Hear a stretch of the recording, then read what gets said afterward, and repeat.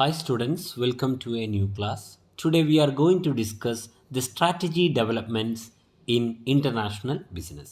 International ബിസിനസ്സുമായി ബന്ധപ്പെട്ട് strategy രൂപീകരിക്കുന്ന തന്ത്രം രൂപീകരിക്കുന്നതുമായി ബന്ധപ്പെട്ട കാര്യങ്ങളാണ് നമ്മൾ ഈ അധ്യായത്തിൽ പഠിക്കാൻ പോകുന്നത്.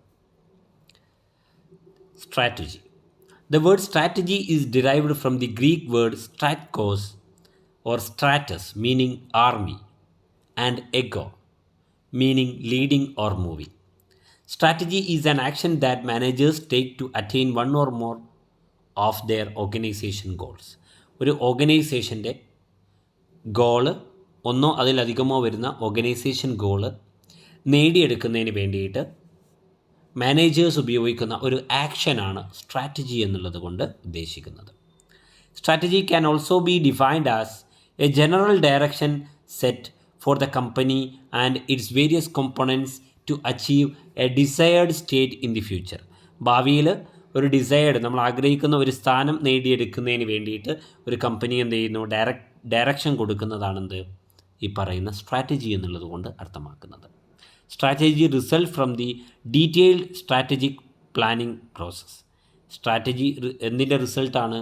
ഒരു ഡീറ്റെയിൽഡ് ആയിട്ടുള്ള വിശദമായിട്ടുള്ള സ്ട്രാറ്റജിക് പ്ലാനിങ് പ്രോസസ്സിൻ്റെ ഭാഗമായിട്ടാണ് ഉണ്ടാകുന്നത്.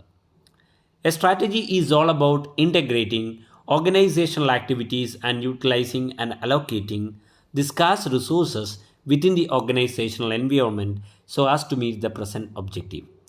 പ്രസൻറ്റ് ഒബ്ജക്റ്റീവ്സിനെ മീറ്റ് ചെയ്യുന്നതിന് വേണ്ടിയിട്ട് എന്ത് ചെയ്യുന്നു, ഒരു ഓർഗനൈസേഷനിലുള്ള ആക്ടിവിറ്റീസിനെ എല്ലാം ഇൻ്റഗ്രേറ്റ് ചെയ്യുന്നു, ഒരുമിച്ച് കൂട്ടുന്നു. അതുപോലെ സ്കാർസ് റിസോഴ്സുകളെ ഏറ്റവും നല്ല രീതിയിൽ അലോക്കേറ്റ് ചെയ്യുകയും യൂട്ടിലൈസ് ചെയ്യുകയും ചെയ്യുന്നു within the organisational environment, organisation environment ഉള്ളിൽ. ഇതാണെന്ത് സ്ട്രാറ്റജി എന്നുള്ളത് കൊണ്ട് അർത്ഥമാക്കുന്നത്.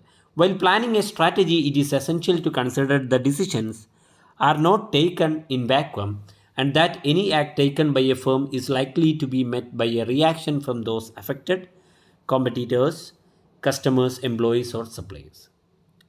Strategy can also be defined as knowledge of the goals, the uncertainty of events and the need to take into consideration the likely or actual behavior of others.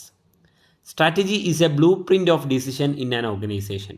ഒരു ഓർഗനൈസേഷനിലുള്ള തീരുമാനങ്ങളുടെ ഒരു blue പ്രിൻ്റാണെന്ത് strategy എന്നുകൊണ്ട് അർത്ഥമാക്കുന്നത്. അത് show ചെയ്യുന്നു, അത് കാണിക്കുന്നു എന്ത്, its objectives, goals etcetera, reduce the key policies and plan for achieving the goals. ഇതൊക്കെ ഇതിൽ മനസ്സിലാക്കി തരുന്നു. Strategy is a well defined road map of an organisation. ഒരു ഓർഗനൈസേഷൻ്റെ, ഒരു സ്ഥാപനത്തിൻ്റെ വെൽ ഡിഫൈൻഡ് ആയിട്ടുള്ള വളരെ കൃത്യമായിട്ടുള്ള ഒരു റോഡ് മാപ്പാണെന്ത് സ്ട്രാറ്റജി എന്നുള്ളത് കൊണ്ട് അർത്ഥമാക്കുന്നത്. It defines the overall mission, vision and direction of an organization. ഒരു ഓർഗനൈസേഷൻ്റെ മിഷനും വിഷനും ഡയറക്ഷനും ഒക്കെ തീരുമാനിക്കുന്നതിലൂടെയാണ്. The objectives of a strategy is to maximize an organization's strength and minimize the strength of the competitors. ഒരു സ്ട്രാറ്റജിയുടെ പ്രധാനമായിട്ടുള്ള ലക്ഷ്യം എന്താണ്? ഒരു ഓർഗനൈസേഷൻ്റെ സ്ട്രെങ്ത്തിനെ ഇൻക്രീസ് ചെയ്യുക, മാക്സിമൈസ് ചെയ്യുക എന്നുള്ളതാണ്. അതുപോലെ തന്നെ minimise the strength of the കോമ്പറ്റീറ്റേഴ്സിൻ്റെ സ്ട്രെങ്ത്തിനെ മിനിമൈസ് ചെയ്യുക എന്നുള്ളതുമാണ്. Strategy in short bridges a gap between where we are and where we want to B.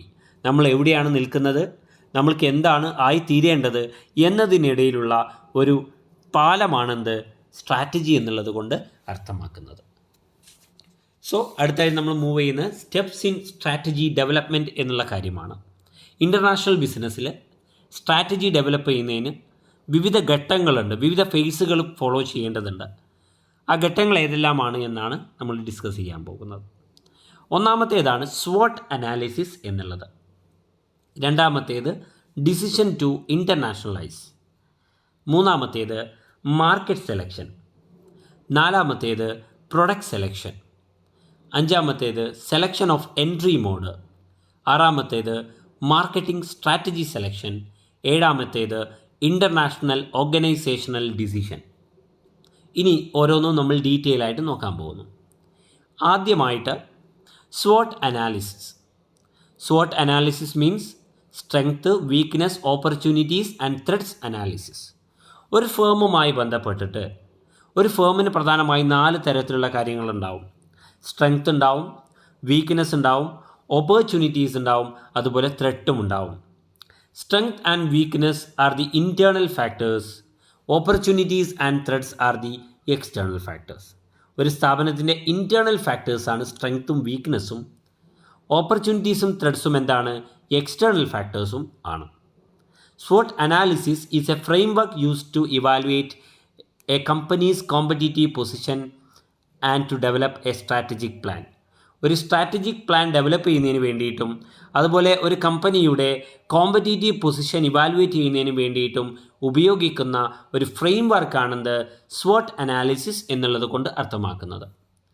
It analyses for assess internal and external factors as well as current and future potential of a return.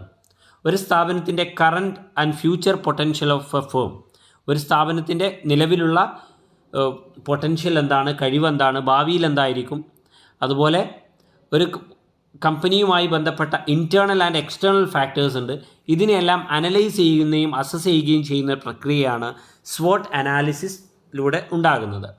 SWOT അനാലിസിസിലൂടെ ഒരു ഫേമിൻ്റെ ക്യാപ്പബിലിറ്റിയെക്കുറിച്ച് എന്ത് ചെയ്യുക, ഒരു ഫേമിൻ്റെ കപ്പാസിറ്റിയെക്കുറിച്ചൊക്കെ നമുക്ക് എന്ത് ചെയ്യുക, മനസ്സിലാക്കുവാൻ സാധിക്കും. Second one, deciding to internationalise on the basis of the result of the SWOT analysis. SWOT അനാലിസിസിൻ്റെ റിസൾട്ടിൻ്റെ അടിസ്ഥാനത്തിൽ if the SWOT analysis is favourable to a firm, ഒരു സ്ഥാപനത്തിന് ഫേവറബിൾ ആയിട്ടാണ്, അനുകൂലമായിട്ടാണ് SWOT അനാലിസിസ് വന്നിട്ടുള്ളത് എങ്കിൽ എന്ത് ചെയ്യും, ആ ഫേം എന്തിന് തീരുമാനിക്കും, decide to venture into the foreign market, foreign മാർക്കറ്റിൽ എൻ്റർ ചെയ്യുന്നതിന് വേണ്ടിയിട്ട് തീരുമാനിക്കും. The characteristics of the product line and buyers behaviour and preferences are minutely assessed. The necessary adaptation strategy may be decided to enhance the acceptability of the product. The firm must evaluate the environmental factors like social, political, economic, legal and technical factors in the global market. Third one, market selection. Third stage in strategy development is market selection. Once the company has set the international marketing objectives in the light of the outcome of the environmental scanning like SWOT analysis, it should start identifying its target customers. That means selecting the overseas market. SWOT analysis നടത്തി, environmental scanning നടത്തി, ഇൻ്റർനാഷണലൈസ് ചെയ്യാൻ തീരുമാനിച്ചു കഴിഞ്ഞാൽ target മാർക്കറ്റിനെ select ചെയ്യേണ്ടതായിട്ടുണ്ട്.